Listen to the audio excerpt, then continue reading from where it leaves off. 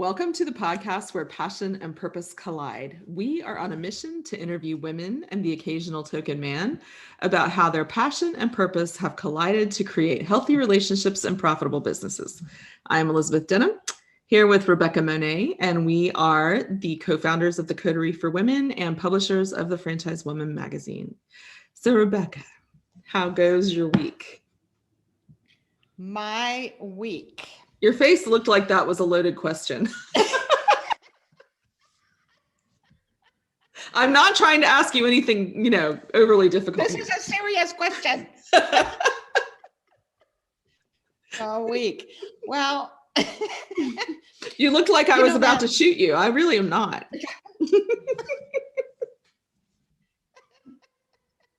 I'm just thinking about the last few days since we've been kind of getting this snow. Now that I'm in Northwest Arkansas, snow is kind of a novelty to me. Even though I was born and raised in Switzerland and lots of snow then, that was so many years ago, I hardly remember it. And now I'm back in snow after 36 years in San Diego. So it's new all over again. It's a big deal, right? Yeah. So the rose is pretty. Snow really is beautiful. I'm right here in my living room looking through the front picture window out at the golf course and through my magnolia tree to the golf course. And it's absolutely gorgeous. To me, that's a rose. Now, I know in a few days that might turn into a thorn, but right now, it's fun at first. So yeah, and I've been sort of looking out the door and noticing this is so cool, right? These marks in the snow and wondering, is that a deer? Is that a bunny rabbit? Is that a bird bouncing? Oh, fun. Because, those kinds of things you wouldn't have thought about in San Diego is track marks, but you can see them in the snow. So, me being kind of silly, goofy, endlessly curious, everything fascinates me. Right now, my latest fascination is these tracks, and they're different kinds all over the snow. And so you're trying to figure out who is traipsing through your yard. Who's stalking me? Is it a deer? Is it a bunny rabbit? What is it? I don't know what these creatures are. That's fun. So it's keeping me entertained. Yeah. Keeping me entertained. That is entertainment, I have to say. What is your thorn? My thorn is I have a large laundry room that I actually kind of close off and don't heat, not thinking about how cold it's been. So I went out to the laundry room. I made curtains and I wanted to wash them and yada, yada. And out of the faucet in the sink in the laundry room, there's an icicle coming from the faucet. Now, again, in my ignorance, I don't know if that means all my pipes have burst, or you may have to wait until everything thaws to find out. Yeah. So thank goodness I have a handsome, smart, savvy, mechanical son. So I called my son and I'm like, handsome son, I have icicles coming from my. You're buttering him up. You didn't leave that door open to heat that room? I said, I didn't think it was going to get that cold in there. I mean, it's, I don't think. So I'm learning about that kind of stuff. So right now the icicle is melted because I've opened up the door and the heat's going in there, and it appears there's no issues, but it's, when they say ignorance is bliss, I would take exception. Well, it is till it's not. Yeah, it is until it's not. When that door was shut, it was total bliss. You open that door, not so much anymore.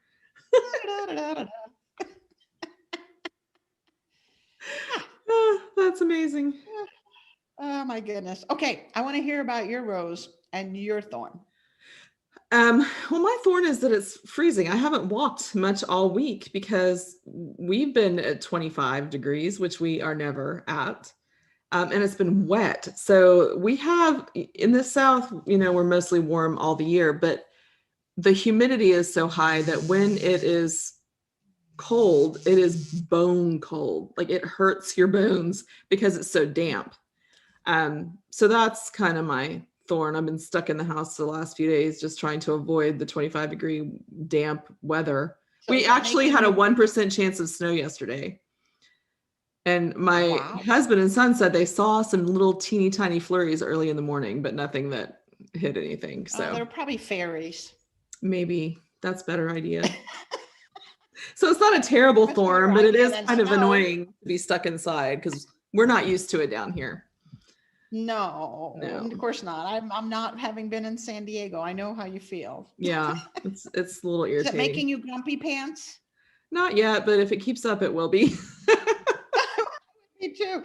After a while, it's like, I got to get out. I can't be caged up. Yeah. Well, I remember when we were in Connecticut, 20 something years ago, it was so exciting and fun. And then about 3 days later, I was like, okay, I can go now.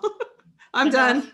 No more walking in the snow. And at one point I was huge pregnant and my ex-husband was getting deployed and he made this, we didn't have a fenced in yard. We just had an open area. And so he strung a wire with a pulley so that I could put the dogs on it and they could run through the snow and I wouldn't have to risk slipping pregnant while he was deployed. See, he's not a bad guy. Yeah, there's some good qualities in there. He made me a line. So that was helpful. But my rose, I'm actually kind of excited to tell you about because I did 2 Gift of the Struggle videos yesterday. And y'all, if you're not subscribed to our Gift of the Struggle channel on YouTube, you need to do it today or join the coterie because they're all going straight to the coterie. These are some amazing women. The stories that they are willing to share. And I think one surprised herself. I don't think she thought she was going to go as deep as she did. But she talked about her father killing her mother. Another one talked about losing her home completely as a single mother and her relationships that some of which were abusive with men. And these women are bearing it all. And it's such a brave thing. And it's to me, it's a gift that they're trusting us to tell these stories. I mean, they're telling them, but we're putting them together for them and making sure that it's something that they feel comfortable doing, but they're doing it as a gift to other women. They're doing it to say, you can get through this, or there is hope, or don't despair. You're not alone in this.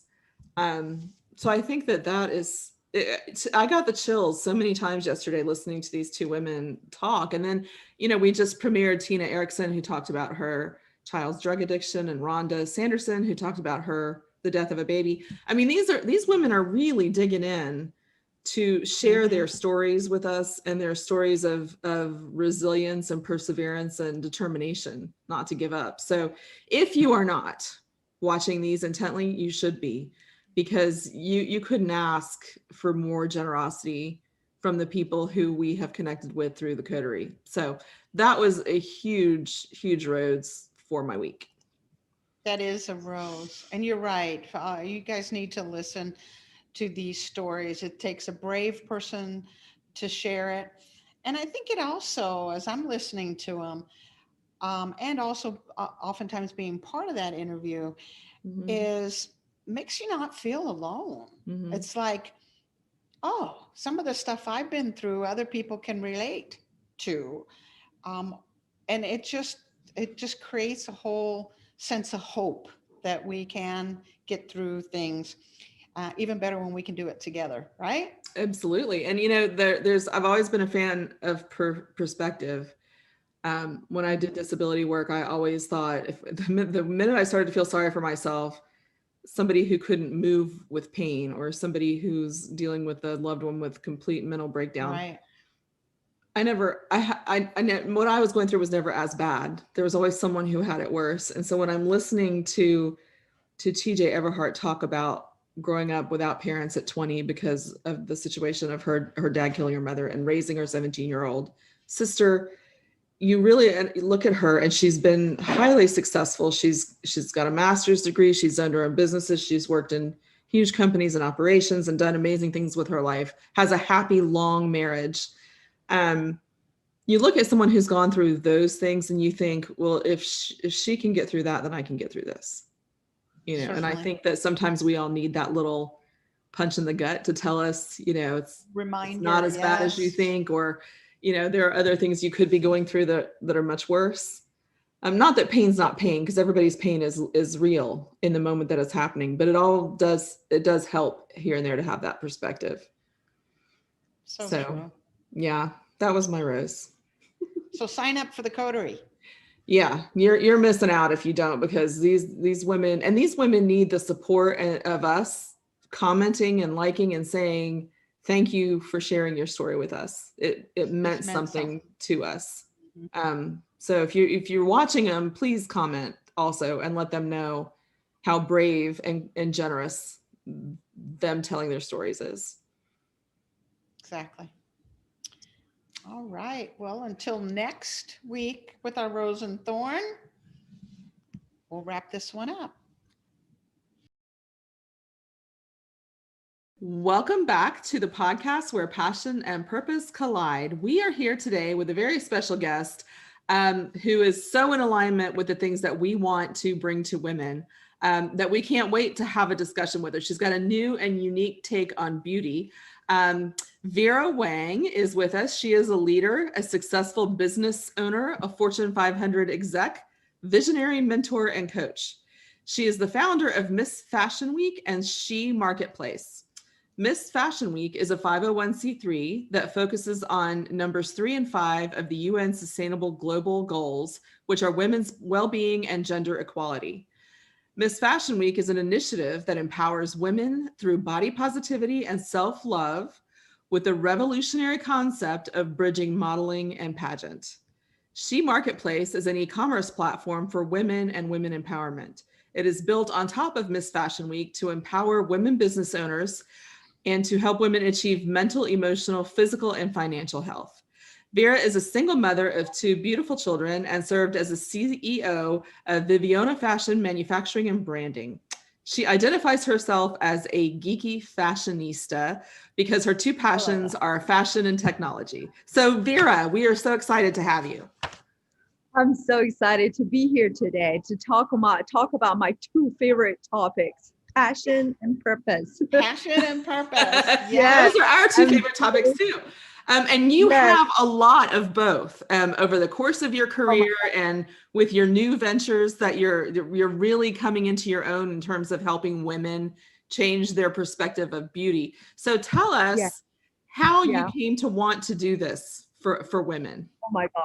Yeah. It's a long journey, right? So I used to own fashion manufacturers for the longest time. I was successful, but I was seeking. I felt the void. And on top of everything, I struggled with body image for the longest time, even though I was size 0 and size 2. But every time I look at the mirror, I told myself I was fat and ugly. Yeah. The language followed me for years and really damaged my self-esteem and self-confidence. That's how I launched the Miss Fashion Week. We are 501c3 that empowers women through body positivity and self-love. You Are Enough. It's a campaign we launched to encourage women to embrace themselves for who they are, to help boost their self-esteem and self-confidence. So, so I think it's just, along this journey, and I just had that epiphany moment, like what Tony Robbins was saying, enough is enough. One day I just said, enough is enough. I wanted to change this. And then when I started the first time I looked at the mirror and I said, I'm beautiful. I felt so uncomfortable, so unfamiliar. I was like, okay. But then, with the journey, with the time goes by, I started to own that language. And, it started to become part of me. And I remember one day, I look at the mirror, I said, it become, I know I owned it. I'm like, whoa, did I just say that? I don't even cuss in real life. So I think That's why I say it's so important. Your self language is so important. When you change your self language, when you change your self talk, that's when you start to see your, changes in your actions and changes in your Yeah. results. Yeah. So Vera, I want to dig a little deeper into that idea, because Yeah. if you're a Yeah. size 0 and a size 2, Yeah. how does that negative self-talk start? Yeah. What do you I think know. is one of the root causes? Because I think this is a very common story for a lot of young women. I have 2 daughters. Yes. They both have had, one has much better, healthier body image than the Yeah. other. And they've been raised the same way. So what do you think influences that gets you into that negative space? That's an amazing question. Okay, so statistics has shown that 30 million people suffer from eating disorder, and the majority of them are women. And social media made it even worse. Yep. The more than 10 million 10-year-olds started to worry about their body image. So now it starts really young. Yes. So it's I think it's all the media, the propaganda. And when you flip through the magazines, they all look certain ways, right? When you go on social media and you are bombarded with certain body images, that's I think that's where it all starts. We're not aware of that.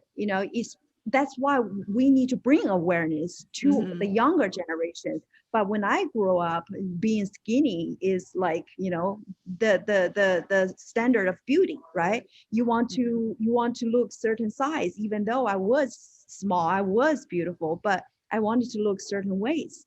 And then you'll be surprised that like the people who attended our events, there were some, heart-wrenching stories where they try to achieve certain body size and they become depressed, and then some got really ill, really sick, physically really sick. And turned out, so this girl, she was a speaker 2 years ago, and she's beautiful, she's tall, she's gorgeous.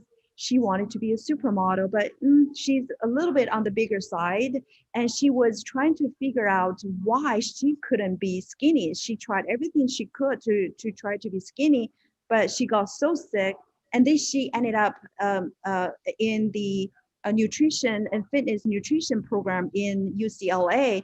And what she discovered is like we all born with a certain fat cell percentage in our body. So we all have our set weight, and that set weight cannot be changed.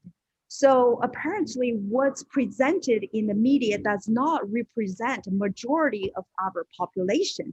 That's only like maybe 1%, the 1%, right? So that is not right. That's why we are here to really change that language, change that landscape, change that standard. Everybody is beautiful. No two minds are the same. It's, your strength lies in that difference. Embrace that individuality, embrace yourself, embrace who you are. That's when you can truly connect with your inner self and discover your uniqueness, your strength, and your superpower, which is all different. That goes back to the purpose side. I believe we are all born into this earth with our unique set of superpower, with our unique set of purpose on earth, and we're given the skill set to pursue that purpose, right? So the sooner you can discover your purpose on earth, your cause, the better you will feel fulfilled. Because like I experienced earlier, even though I was successful in a sense, but I didn't feel fulfilled. I felt like something was lacking until I had epiphany moment that I want to empower women. Oh my gosh, let me tell you, it's night and day. Like that's how I felt, night and day. Like now I wake up every morning knowing that no matter what happens today, struggle is guaranteed no matter what you do, but I don't mind the struggles now. I get up every single morning. I know I'm going to make some impact today. I know my calling is to empower women. Whatever I do, I'm going to go and do it. even though life will throw a lot of curveballs at me, but I'm determined to get over that. If there's a wall in front of me, I'm determined to climb over it. I like that. Yeah. Vera, it's so interesting. Years ago, I wrote a book called The Acorn Theory, which kind of addresses what you're saying. If we are an acorn, we're going to turn into an oak tree. We're not going to be a willow tree. We're not going to be a birch tree. We're going to be an acorn. And we are in a world where we compare ourselves to others. So we're constantly comparing and trying to conform to whatever the ideals are. So this philosophy that you have of I am enough Yes. and I am unique, and I've been given all within me to become the full version of myself.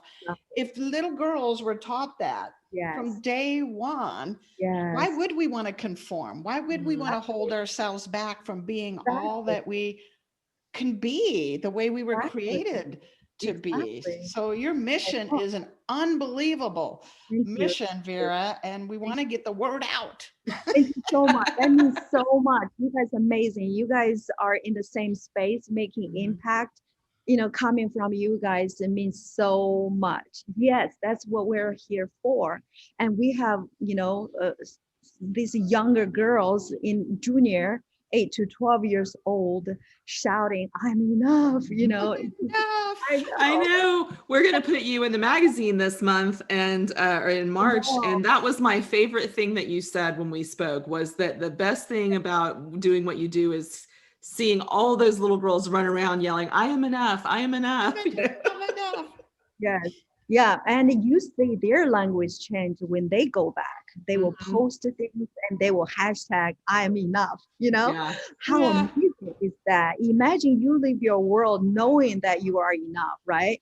You are your own biggest competitors. You're not competing with anybody around you, but you are just blooming as a beautiful flower as you are in your own unique way. How beautiful is that, right? Yeah. So much. So Vera, tell us, how do you get those girls to that place? How do you change the idea of beauty and a pageant and modeling and have these little girls coming out the end of your events yelling, "I am enough"? What is your process? Yeah. So, that's amazing. So this is, we have all these people flying all over the world coming to us. So the first day we do the interview first. When they come in, we have like welcome party. Then we interview every single one of them. We want to know where they are, where their heart is at. And after that, we have a training sessions. We have speakers from the industry experts coming in to train these girls on how to improve and better themselves in different areas of their lives. And the next day, it's the competition. But we say competition, but it's more for like a participation. Have the courage to step up onto that stage and to show who you are, right? That takes a lot of courage. Even today, I don't think I can still have the courage to go on that stage wearing a swimming suit. I'm not sure I can do that. So, and also in our, we have judges we invite. They are from experts from different industries as well. And we have one judging score, which is how they help each other, how they lift each other up. Oh, I Which, love that. yeah, which consists a big part of the judging whole score. So because we want to encourage a very, very uplifting culture, we cheer each other up, we help each other grow. And the interview has a big part of it as well. And when during the competition, we have different sizes, body types. So it's not just petite or not just runway. So we have petite, runway, curvy. We have different age group as well. So, and these younger girls, they come in, they see all these beautiful women from all body types, right? So it's already debunked the fact that you have to be certain sides, you have to look certain ways. And most importantly, so we want to, one, encourage that behavior that we help each other, we cheer each other up. We're here for, we're, like I always use the analogy where if we are on a platform, we have to help each other in order for that platform to grow up, right? To lift up. If one of them, if we're not working together, it's not balanced, that platform is not going to get lifted. It's just going to, fall. You see what I'm saying? Yes. We need to get united together as one force and grow together. So that's we enforce when they come to our experience. So that's why we transform people's life. We build long-term, friendships. And also the fact that we have the interviews as a big judging score as well. And after we selected winners from each category, the judging panel each will come up with a question on fly, and they will select that question from that, the pool, and answer that. And they all have different questions, so it's all new to them. So that show their eloquency, their true heart, and and also how they speak, how they lead, and how they interact with each other. So it's all around mechanism in place to help us to really build these girls up. This is a beautiful process that you've created. I'm particularly interested in how you value participation and the lifting up of others, because there's no doubt when we do that for one another, not only do they feel better, they gain confidence, the other person, they feel supported, they feel accepted, they feel loved, they feel encouraged. But ironically, we in turn, when we do that for others, feel fabulous too. It's like hardwiring of some nature. When we give, we receive, right? We get more confidence ourselves by lifting other people up. So I like how you have done that. So I wanted to kind of shift gears. You have three kind of core elements in this process. And correct me if I don't have this right.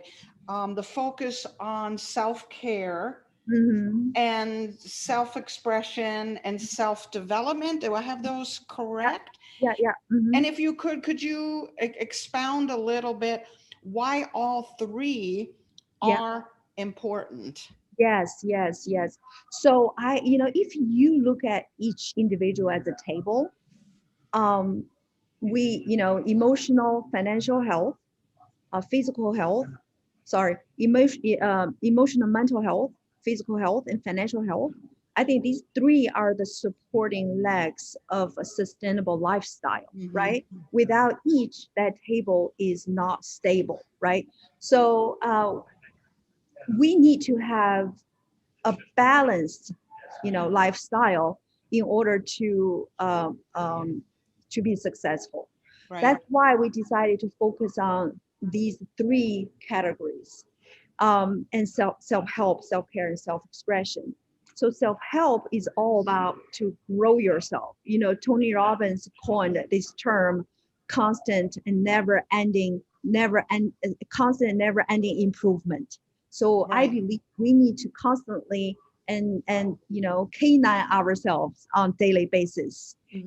So, and we want to provide the tools and resources and contents to help women to grow in these three areas and we just talk about. And on self-care, I think women, we are caring natures, right? And but sometimes to our own detriment. We always put ourselves on the bottom of the list, right? So and that may bring damage to the overall health, the holistic health. So that's why we put self-care there. You have to take care of yourself to have that inner and outer balance, and then to take care of all the people around you. When you are not taken care of, when you are not happy about who you are, it's impossible for you to go out and take care of others, right? We need to receive and give. You can't just give, give, give and not receiving. So you have to receive and give, right? It's a good balance. And self-expression is to honor women's creative outlet. We believe the core of feminism is creativity. Yes. We're here to create. We're here to multiply, and we want to honor that creative outlet. That's how we decided to put those three as the major focus. We believe we covered the major aspect to have a sustainable lifestyle. It's interesting, I'm looking at my own life and my own business through this filter you just gave us, this Yeah. self-care, the self-development, the self-expression Yeah. side. And I can see where I'm strong in one area and weak in other areas, in particular, the self-care area. And only recently, as I'm getting older, more this self-expression area. And I'm guessing that's kind of normal in everybody's life, that we kind of heavy in one area and weak in another area. But your program Yeah.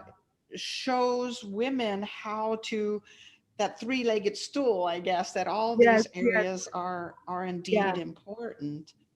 Yes, yes, yes. That's the goal, to achieve a holistic health approach. Yeah, yeah. Yeah, So Because you love maybe don't it. want you talk to us a little bit about your business model, because it's a very oh interesting thing you have come up with in terms of your nonprofit status and how you're yes, getting other people involved. So tell us a little bit yes. about how that works and how people can get involved. Oh, perfect. Thank you so much for asking. Yes, so we are a 501c3, and our business model is to have all these sub chapters to make impact, and also help some entrepreneurs to make profit while making impact. Face-to-face connections are key. So along the journey, we discovered face-to-face connections make the most impact. Yeah. That's why we decided to go with the sub-chapter business model. And we want to provide this opportunity for the entrepreneurs out there who are passionate about women empowerment, about body positivity, and in the space of fashion and events, and want to make some extra income, right? And it's really, really affordable to join us, and you can also do it part-time. So, and we got multiple revenue streams. So there you can do ticket sales, you can do sponsorship, you can get donations, and we have merchandising items. We have a necklace called I'm a Queen necklace. It's a crown to remind women that you are a queen, you have an invisible crown on your head. Hold your head up high no matter what challenges come into your life. So we want to, help to create this organization where people can come in, they have a sense of a community, and also knowing that they are making a difference in this world and making, profit in the meantime. There's sky is the limit. There's so much you can do within this organization.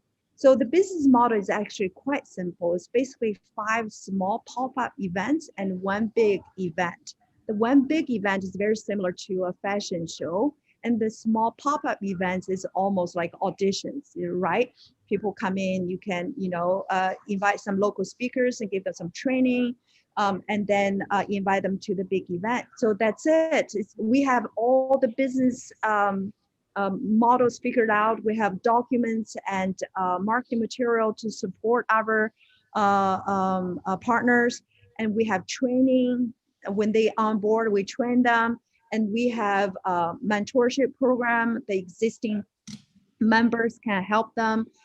We have 24 global partners right now, including UK, Australia, Spain, Namibia, and some local cities as well. We want to reach as many sub pockets as possible. The smaller, the better. If we can have in every single school, every single small cities out there, it will be amazing. Like the smaller, the better. I feel like that's where we can make the most impact. If we can reach every single school, that will be amazing. And we have, materials training on body positivity, on like how to discover your purpose on, in life, just different, areas of training to help them grow, to help them achieve, the holistic health approach. Vera, we just had a conversation a little earlier with a woman who served in the Peace Corps. And I'm not saying this is like the Peace Corps, but you really are a social entrepreneur in Yes. many ways. And one of the things that she said was, if you want to change a community, however small, however large, Yeah. you start by educating the young women. Yeah. And that's because they in turn will change the community. So I like the idea that this works in small communities, this works in a larger communities. I'm actually looking forward to a time when your students who Yeah. have been able to go through this, who Yeah. walked that stage and Yeah. benefited from that coaching, I am looking forward to a day when they grow up and they themselves are the teachers and the mentors, that one hand up, the one hand Yeah. down. I I'm know. wondering if I could get a little more personal. You kind of skimmed over this a little Yeah. Yeah. earlier. Yeah. The pivotal point, you went Yes. from being a barracuda Mhm. tycoon businesswoman to all of a sudden stopping your world and saying, I'm going to do something that's more purpose driven. Was Yeah. there a pivotal point? Was there something, or was it kind of slowly you came to awakening and says, my life needs to be richer and I need to have more purpose? Or was there something that happened that Yeah. said, enough, I'm enough, and I'm going to do this? I Yeah. mean, was there a moment? Yeah. So it's a journey. Absolutely. There's like, it's not like one day I wake up, I just, oh, okay. So back it up. This is a hard question. It is a journey, but I reached a pivotal moment in my life and I said, enough, it's enough. I made the decision. I think it's that decision that transformed my life. I made the decision one day. I look at the mirror, I'm going to change that language. I think that transformed everything. It's Everything else. So it was a process yeah, it's a until process. And that point. one point, I transformed. It's I wonder like, if it's that way for all of us, Elizabeth. I think it is. If pain, pleasure, success, failure, whatever, but it's a process before we, let's call it awaken to who we really are and what our true purpose or passion is in life. Yeah. And then you look in the mirror and say, this is really who I am. And from this day forward, I'm going to embrace it. Yeah. And be that individual. So it was a soul searching journey, right? So when I didn't know yet, I read a lot and I tried to find that. Back then I didn't know what it was, but I was on this soul searching journey. So I wrote a little ebook about it too. It's called How to Be Unstoppable by Finding Your Life Purpose, because that's exactly what happened to me. Along this journey, I discovered my purpose on this earth, what I'm on this earth for. It started with this question, who am I? Right? Mm-hmm. So, have you ever, I'm sure you all asked that question before, who am I? What am I on this earth for? Right? So I didn't stop until I found that question. I'm a big fan of Deepak, and he said, when it is your desire, then it is your will. When it is your will, then it is your thought. I think I said it wrong. I think it's when it is your when it is your desire, so it is your will. When it's your will, so it's your thought. When it's your thought, so it's your action. When it's your action, yes, your destiny. And your destiny is your legacy. When you find that, and you will be unstoppable.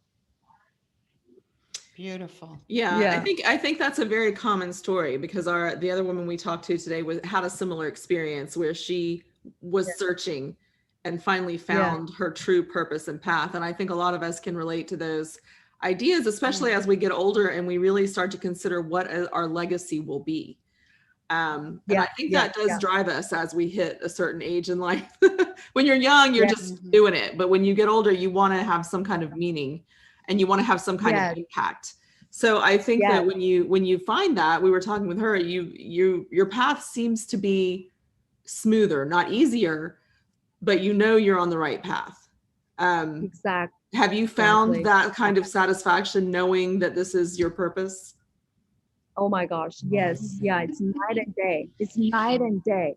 So even though like it brought so much clarity into my life, every morning when I open my eyes, I know what I'm on this earth for. I won't stop until I breathe my last breath, Wow. So yes, I'm so determined, and it's just amazing. And my word of the year is joy. Mine too. That's Elizabeth. She's going to be a tornado of a joy. Yes, that's my goal. Okay. Let's spread some joy. Let's have more joy. Sisters. Just buckets of it. Because we know, struggle is guaranteed. We have to learn to smile in the center of the storm, right? When you know your purpose, when you know why you are on this earth, everything else becomes easier. It's like, okay, fine. All right, I ran into some challenges today, and I know I'll find a solution around it. And you fall down 77 times, you get up 78. Exactly. That's right. Exactly. That's Well, right. Vera, before we run out of time, I want to talk about She Marketplace, because that's yet another way of supporting and empowering women with a little bit of a different take, but it also supports what you're doing in your nonprofit. So tell us about the She Marketplace. Yes, so She Marketplace is built on top of Miss Fashion Week to provide tools and resources to help women achieve the holistic health approach. If you look at Miss Fashion Week as a foundation, now we want to help them to provide how. So in the back end, we empower women business owners. All of our products are either created by women or owned by women, or support our mission to empower women everywhere.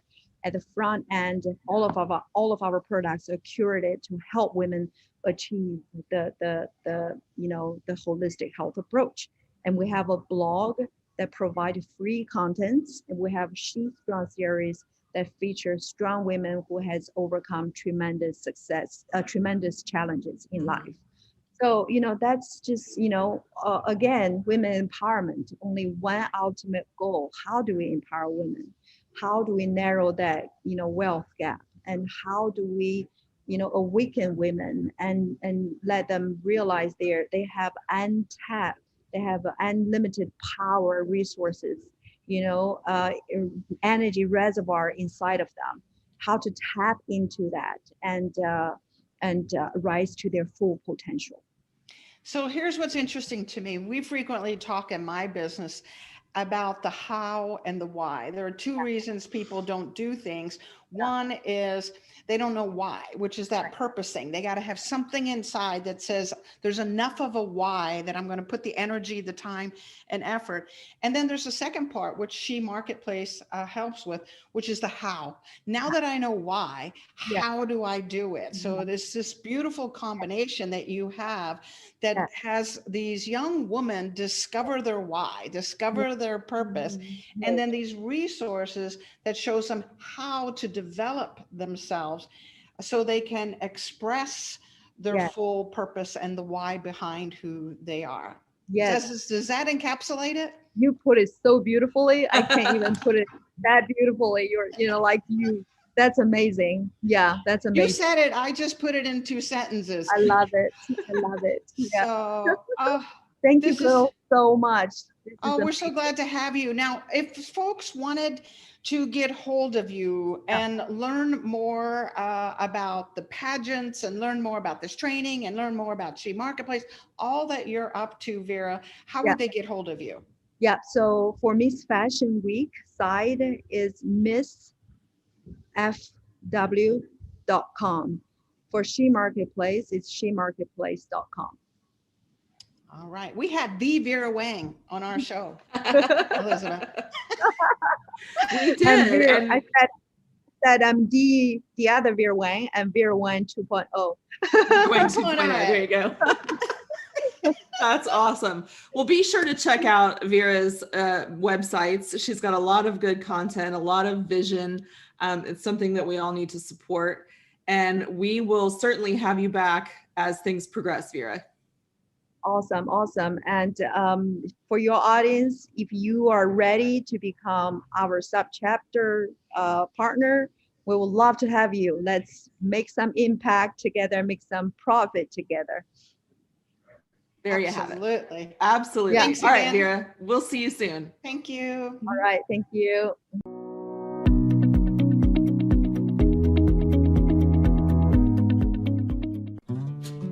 What do you think is the #1 challenge for franchisors? You got it, getting the right fit franchisee. And as you know, poor fit franchisees are often poor performers. Poor fit franchisees cost more to train and support. Poor fit franchisees are rarely satisfied or compliant, which can lead to validation issues. Not a good place to be. But now there is a solution. Zorakle Profile's scientific spot-on match program. Working with top broker groups in franchising, Zorakle has created a platform that scientifically matches the broker's candidate to the right fit franchise brand. Spot On Match predicts the compatibility, performance, and viability of a prospective franchisee. Spot On Match gives the franchise development team a data-driven and scientific approach to selling franchises. This is how it works. Zorakle works with each franchisor to establish their top performer blueprint. This research assesses current franchisees to determine the key psychographic indicators that separate high performers from mid to low performing franchisees. The final result of the research is the brand's Eclipse report, which compares prospective franchisees to a franchise system's high performers. Finally, brokers are running a spot-on profile on each of their franchise prospects. These profiles are then scientifically bumped up against the franchisor's high performer algorithms, and the match process begins. Dashboards are built for the franchisor and the broker to make sure the process is smooth and trackable. Right Fit matches instantly. Find out how you can be a spot-on match member. Save time. Stop guessing. Start matching. Call Zorakle Profiles.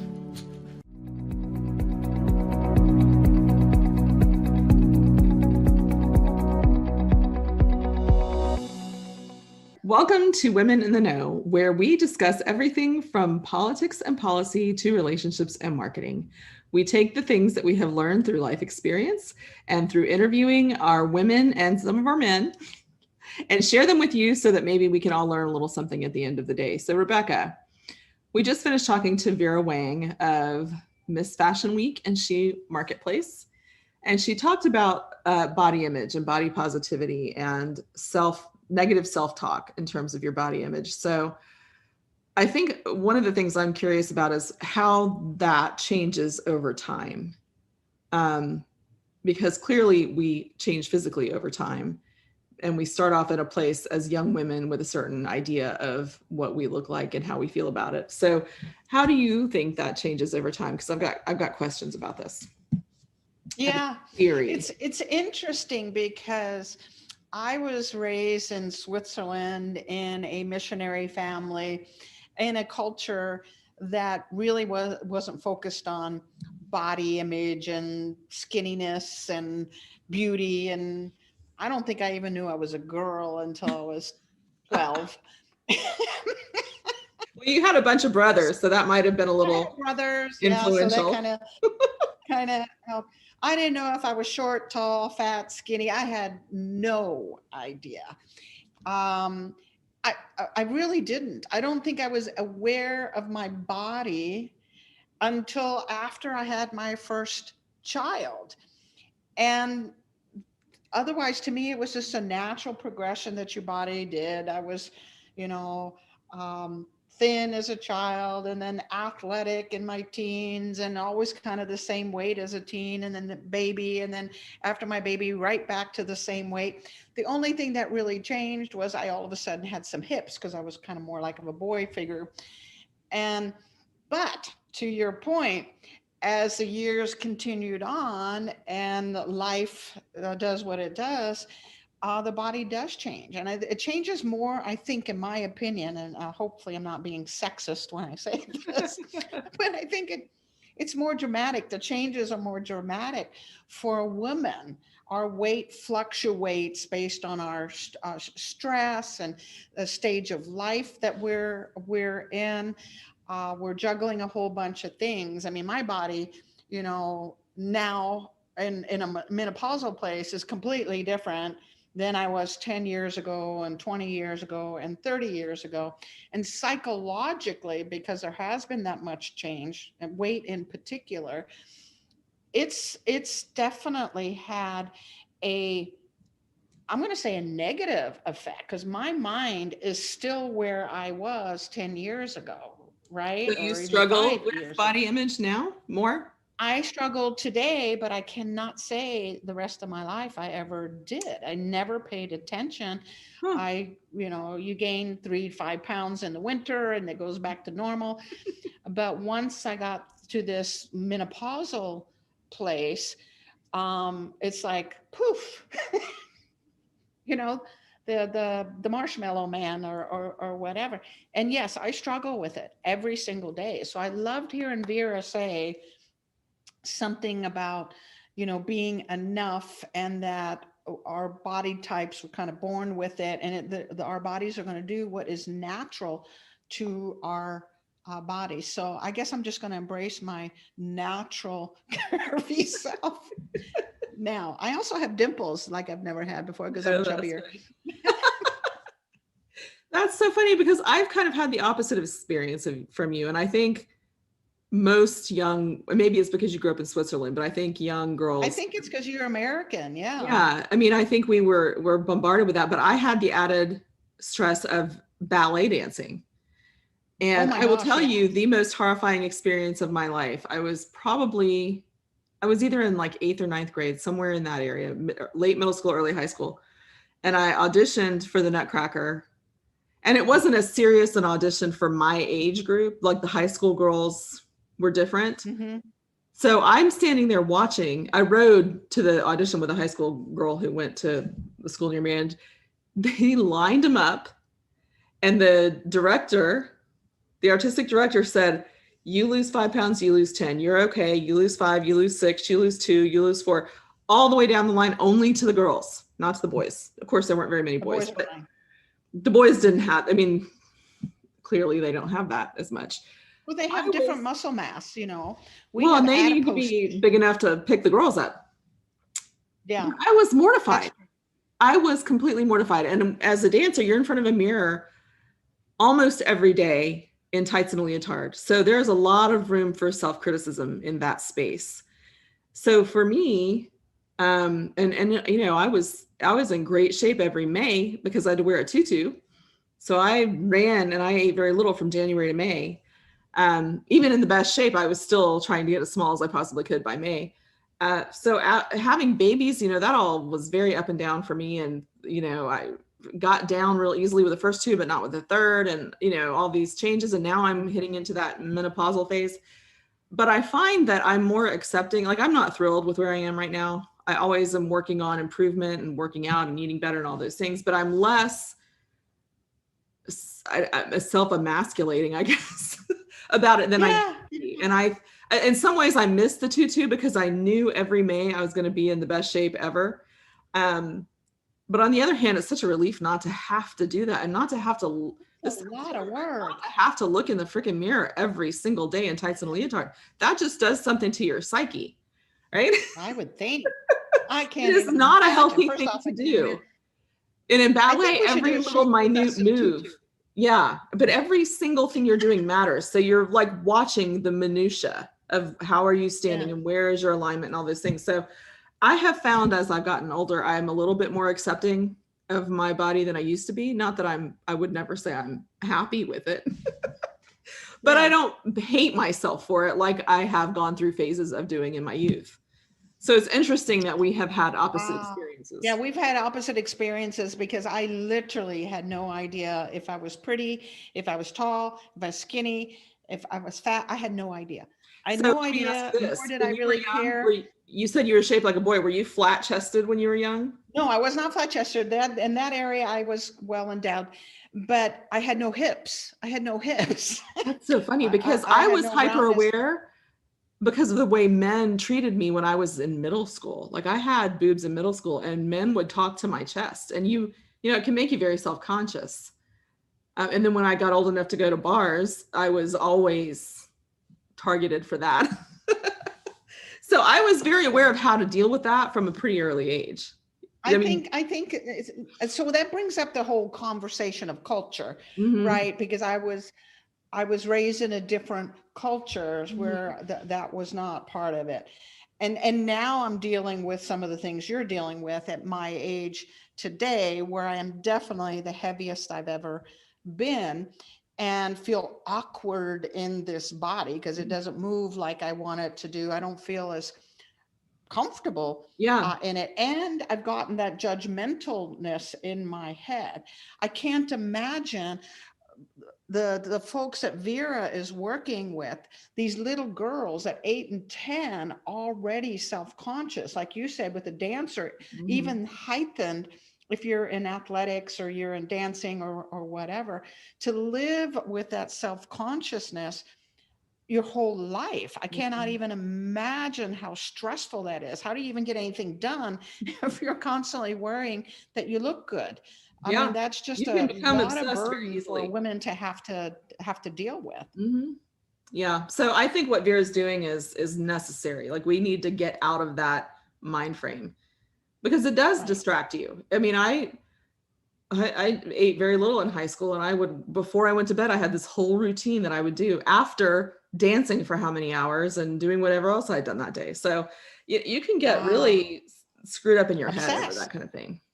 You can get screwed up in your head, and it's time consuming and all of that. What that same energy could have been used for, to make a difference in the world, to learn something, to love yourself, and all of those things.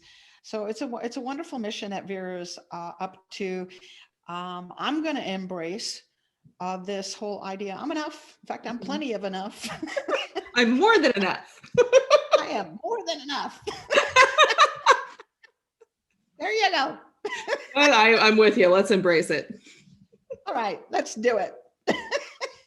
All right. So if you're out there and you want to be more than enough with us, hit subscribe and tune in. Yes. The Franchise Woman is a bi-monthly digital magazine that empowers women as they navigate the franchising industry by providing relevant news, tools, advice, and inspiration. We are a resource for women who are seeking to own their own businesses, improve their existing businesses, find creative solutions, and take advantage of franchise opportunities. We feature women in the business who best exemplify our ideals and have something to teach our readers. In addition to our exclusive articles relating to the female entrepreneur, we also feature brands that are geared for women. Women have become the fastest growing sector in business ownership and have become a powerful, influenceable force fueling the economy. The Franchise Woman will give you the news that is relevant to you to help you navigate the path of successful franchise ownership. By women, for women, and about women. We are the Franchise Woman. Join us today at www.thefranchisewoman.com. Welcome to Ask Beck and Liz, where no topic is off limits. We want to answer your questions about business, life, and everything in between. Send your questions to ask@beckandliz.com. That's ask@beckandliz.com. Someday we're going to actually get questions from the audience. I absolutely please send us a question. We would love to entertain your questions. Yeah. Otherwise, we're just entertaining ourselves here. Making it up as we go along. Why not? Hey, we're good at it. So what question? I do have a question. What? Yeah, I have a question. Okay. I have a question. We spoke with Vera Wang in an earlier conversation And she has kind of these three pillars that she's built her business on, the She Marketplace and Miss Fashion Week also.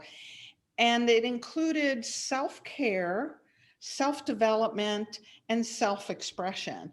And the one that I wish she would have talked more about, and I'm wondering what your thoughts are on, is this self-expression. Vera said that at the core of who women are, we are creative, that we, this is kind of innate in who we are as women. What are your thoughts on that? I think she's right. I think that it's an underrated quality that people are not valued for enough. You mentioned offline that women create babies. That's the ultimate creation, if you want to look at it that way. But I think that and I think some women don't identify themselves as creative, but there is creativity in the things that we do as women, in terms of how we manage our households, how we work, how we parent, how we have relationships. Those things are not in a vacuum, and they are filled with creativity and ways of coming at things from a different point of view. So what are your thoughts in terms of that? Well, it's interesting because as a behavioral scientist, and for 12 years, I taught at a naturopathic medical school, and we talked about the two fuels that keep the brain engaged and active and healthy are creativity and challenge.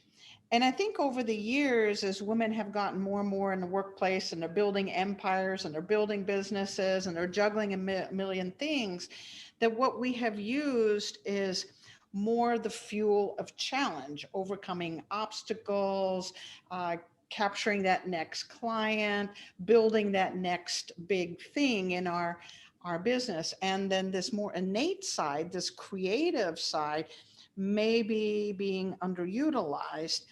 But I agree with Vera. I think it is an attribute that we possess as women in spades, that we are creative individuals. But what kind of highlighted it for me was I hit a wall psychologically and emotionally a couple of days ago. I'm going through all kinds of stuff in my personal life. I lost my mom. I lost my stepmom. My father is in a very precarious situation. And I just hit a wall. Mm-hmm. And what I found was I could not think one more time. I couldn't write one more algorithm. I couldn't write one more report. I couldn't handle one more phone call. So I literally blocked off a day. Yesterday, in fact, I blocked off a day. Thank you, Elizabeth, by the way, by giving me some time to redirect. And what I found interesting is how I spent my time. I spent it by getting out the sewing machine mm-hmm. and making curtains, a creative nesting endeavor. And there was such peace that came from that. Not only did I create beauty, right? Something that I just keep walking into the family room going, oh my gosh, they're so pretty. They're so beautiful. They're so elegant, right? My hands made that. My imagination took certain material and created it. So I thought it interesting that the therapy to overcome this wall that I hit was by tapping into creativity. Mm-hmm. That's so interesting that's how you got through that day, because there are so many times we hit that wall and you cannot do your normal day-to-day stuff. You just can't. Mm-hmm. And my outlet was always the dance, because it required such a high level of concentration and control over my body. Mm-hmm. And just even remembering the combinations, they show you however many minutes worth of combinations or choreography, and you just have to remember it and do it right then. So there's a challenge, a mental challenge, and then there's the physical challenge, and then there's a creative challenge, because all of those things have to combine to create something right. beautiful to look at. So I loved that. And that's the thing I miss most about not dancing anymore, is that creative outlet. And I think most of my kids, when I look at them, have some kind of creative outlet that they go to when they're feeling badly. Hannah, in her worst moments of life, wrote poetry all the time. I can tell Right. how she's feeling by how much poetry she was producing. If it was a lot, she was not feeling great. And the happier she was, the less she did that. And one of my sons plays music all the time, and that's his outlet when he's feeling sad. Or, Yeah. I mean, he'll sometimes write a song and send it to me. So I think that it's a necessary thing. And I think that when one of my biggest things as a parent is I want all of my kids to have a thing. Not necessarily, it doesn't have to be completely artistic, but something that they love and embrace and are good at, and that they can use as that outlet for life. And so the fact that you pulled something out, you told me that you hadn't done that in years, right? I haven't done it in years. I Yeah. have not sewn in years, and to take on a big project like that was something. But to your point, it does require both. We need, as human beings, challenge. And when we don't have it, we get bored and our brains get sluggish and we're not, moving forward in a direction. But we also need creativity. We need both of those things to remain mentally and physically healthy. And when we overdo in one area, then this other area screams for attention. I wasn't even conscious of it until the conversation today with Vera. I'm like, that's exactly what I did. I use And it took creativity you to a completely different bring my back. place. Exactly. And it gave me a sense of well-being. And all of a sudden by evening, I'm like, I'm feeling so much better. Nothing's really changed.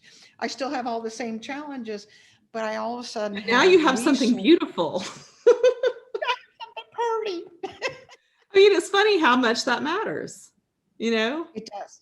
Aesthetics matter. And it was an accomplishment also. An accomplishment. In a day where you felt like you weren't accomplishing anything, there was an accomplishment. There was an accomplishment, a physical manifestation on these big old French doors. I have 2 sets of them, and ta-da, it's party. Yeah. So it's so meaningful and so purposeful and so therapeutic. We do not need to discount creativity. So I can see now how Vera considers this self-expression, creativity, a part of a holistic approach. And I have a much better appreciation for what she was talking about. Interesting. All right. The stars aligned for you this week. Yeah, exactly. Thank you, everyone, for joining us today, where passion and purpose collide, profits are made, and relationships are forged. This is Beck and Liz signing off and wishing you another purpose-filled and profitable week.